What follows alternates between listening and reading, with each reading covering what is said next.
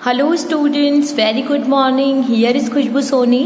तो आज हम हिंदी व्याकरण का एक नया अध्याय शुरू करने जा रहे हैं, शब्द विचार। क्या शुरू करने जा रहे हैं? शब्द विचार। तो प्यारे बच्चों, अगर आपको पता हो तो हमने पढ़े थे कि व्याकरण के 3 अंग होते हैं। कितने अंग होते हैं? व्याकरण के 3 अंग होते हैं। कौन कौन से होते हैं? एक हमने पढ़ा है वर्ण विचार, दूसरा हमने पढ़ा है शब्द विचार, और तीसरा कौन सा होता है? वाक्य विचार। कौन सा विचार होता है? वाक्य विचार। तो हम वर्ण विचार तो पूरा पढ़ चुके हैं कि वर्ण विचार क्या होता है। तो आज हम एक नए अध्याय में पढ़ने वाले हैं शब्द विचार। क्या पढ़ने वाले हैं? शब्द विचार। देखो, मैं आपको आसानी से इन तीनों को समझाती हूँ। वर्ण हमने पढ़ा ना, वर्ण मतलब भाषा की वो छोटी से छोटी ध्वनि जिसके और टुकड़े नहीं किए जा सकते। जैसे वर्ण में हमने स्वर पढ़े, व्यंजन पढ़े, अनुस्वार पढ़े, है ना, संयुक्त व्यंजन पढ़े, बहुत सारे हमने वर्ण पढ़े। तो जब बहुत सारे वर्ण मिलते हैं, वर्ण को मिलाकर के शब्द बनता है, और बहुत सारे शब्दों को मिलाकर के वाक्य बनता है। यानी जब एक से ज्यादा वर्ण मिलते हैं तो शब्द बनता है, और एक से ज्यादा जब शब्द मिलते हैं तो वाक्य बनता है। तो आज हम शब्द विचार में क्या पढ़ेंगे कि बहुत सारे वर्ण जो हैं उनके समूह, अब वो वर्ण कैसे एक दूसरों के साथ मिलकर के शब्द बनाते हैं, उसके आज हम पढ़ने वाले हैं। तो अगर आप इस चित्र को देखेंगे, ये तरबूज है।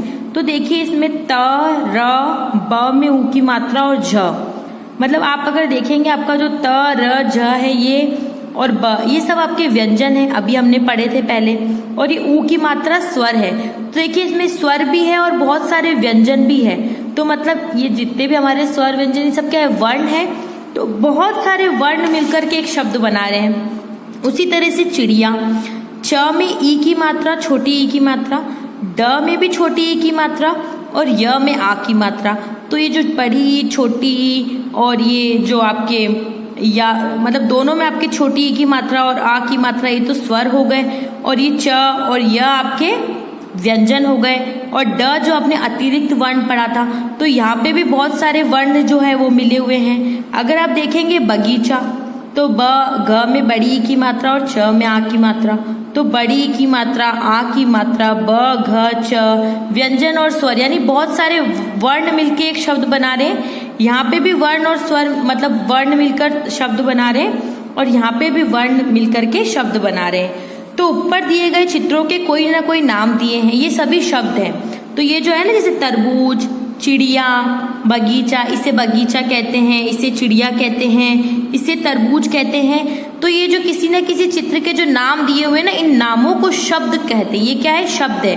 तरबूज एक शब्द है, चिड़िया एक शब्द है, बगीचा एक शब्द है। तो ये शब्द वर्णों के सार्थक मेल से बने हैं। यानी जो वर्ण है, जैसे त, र, ब, ज, है ना, तो त के बाद र, ब में ऊ की मात्रा और ज, जब मैंने इनको एक सार्थक रूप से जमाया, मतलब त के बाद र आएगा और ब में ऊ की मात्रा और ज आएगा, तो ही तरबूज बनेगा। ऐसा नहीं मैंने ज, बू, तर, जबूतर, तो जबूतर तो कुछ नहीं होता ना। तो मतलब शब्दों जो वर्ण है उनको सार्थक रूप से जमाना, समझ रहे हैं आप? शब्द जो है वो वर्णों के सार्थक मेल से बनते हैं। माना कि शब्द जो है वो वर्ण से बनते हैं, शब्द जो है वो वर्ण से बनते हैं, लेकिन वर्ण भी जो है वो आपके सार्थक मेल से जमे हुए होने चाहिए। मतलब तरबूज बनाने के लिए पहले त, र, उसके बाद ब में ऊ की मात्रा झ से ही बनेगा। चिड़िया के लिए च में ई की मात्रा, फिर ड में छोटे ई की मात्रा, फिर य में आ की मात्रा, तो ही चिड़िया बनेगा। अगर मैं इसको उल्टा पुल्टा कर दूं तो ये कोई एक अच्छा शब्द नहीं बनेगा। तो वर्णों के सार्थक मेल को, सार्थक यानी वर्णों को इस तरह से जमाओ कि उसका एक ऐसा शब्द बने जिसका कोई ना कोई अर्थ हो। ऐसा शब्द ना बने जिसका कोई अर्थ ही नहीं हो। तो वो तो अगर आप वर्णों को कैसे भी जमा लीजिए, उसका कोई शब्द बनेगा, लेकिन वो निरर्थक शब्द बनेगा। अगर आपको सार्थक शब्द बनाना है, कोई ऐसा शब्द बनाना है जिसका कोई ना कोई अर्थ हो, तो उसके लिए आपको वर्णों को सार्थक मेल करके शब्द बनाना होगा। ये देखिए, अगर मैं वर्णों के सार्थक मेल से ही सही शब्द बनते हैं। जिन वर्णों का मेल सार्थक नहीं होता तो वे शब्द नहीं कहलाते। जैसे अगर मैं तरबूज की जगह रतजबू कर दूं तो क्या इसका कोई मतलब होता है? नहीं। देखिए, यहाँ पे भी त र व ज है, यहाँ पे भी त र ज ब वही व्यंजन है, लेकिन यहाँ सार्थक तरीके से जमे हुए हैं और यहाँ पे निरर्थक यानी बिल्कुल ऐसे जमे हुए कि कोई शब्द का अर्थ ही नहीं निकल रहा। जैसे चिड़िया, डिचिया, तो डिचिया क्या होती है? कुछ नहीं होता।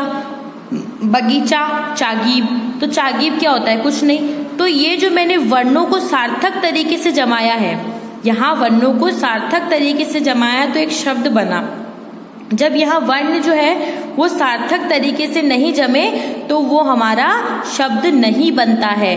तो आज हमने शब्द की परिभाषा पढ़ी कि वर्णों के सार्थक समूह को, अगर आप वर्णों को उनका जो समूह यानी वर्ण का जो ग्रुप है वो सार्थक यानी सही तरीके से उन वर्णों को जमाएंगे तो उससे जो बनने वाला शब्द कहते हैं। तो आज आपको ये शब्द की परिभाषा मैंने सिखाई, तो आज आपको ये शब्द की परिभाषा याद करनी है और ये कुछ उदाहरण है शब्द के कि ये सब शब्द है। इसके अलावा भी बहुत शब्द होते हैं। तो वर्णों के सार्थक समूह को शब्द कहते हैं। तो बच्चों, इसी के साथ हमारा ये शब्द विचार का जो भाग 1 है वो समाप्त होता है। भाग 2 में हम शब्द की और कितने प्रकार होते हैं उनके बारे में और उनकी परिभाषा सीखेंगे। धन्यवाद।